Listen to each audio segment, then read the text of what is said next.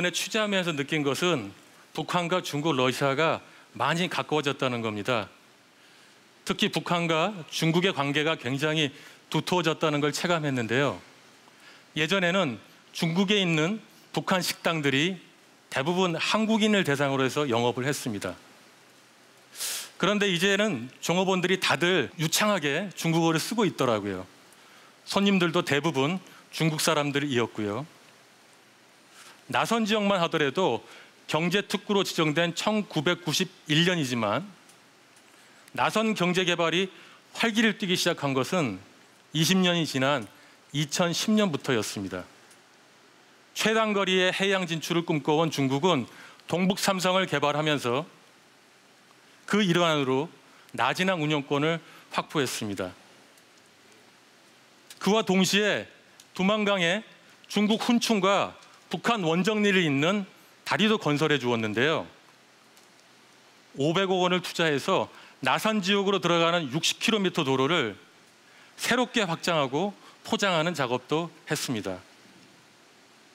그렇게 중국 정부가 나서서 직접 인프라를 구축하고 또 여기에 800여 개가 넘는 중국 기업들이 나선에 진출하게 된 계기가 된 것입니다.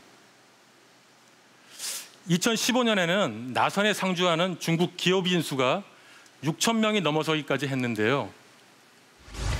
이건 지난 10년간 중국에 대한 북한의 무역 의존도를 나타내는 그래프입니다. 보시는 것처럼 중국 의존도는 계속 상승해서 지난해 역대 최고치인 95%를 기록했습니다.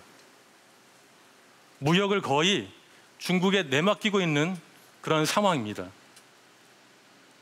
반면 우리나라는 어떨까요? 우리나라는 지난 몇 년간 금강산 관광 사업도 중단하고 개성공단도 폐쇄하는 등 북한과 급속도로 멀어졌습니다. 그만큼 우리와 북한 간의 교역도 점점 감소해서 2016년부터는 남북 교역량은 마침내 0을 기록했습니다. 그렇게 우리와 북한 관계가 점점 냉랭해져 가는 사이 중국과 북한은 더더욱 가까워진 거죠. 북한의 중국과 이어지는 다리를 놓고 도로를 포장해 주는 것이 그저 북한을 위한 일일까요?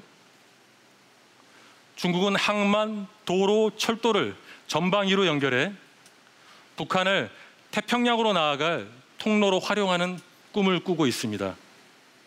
그래서 북한의 나진항 개발뿐만 아니라 철도 연결에도 많은 관심을 쏟고 있는데요. 그 현장을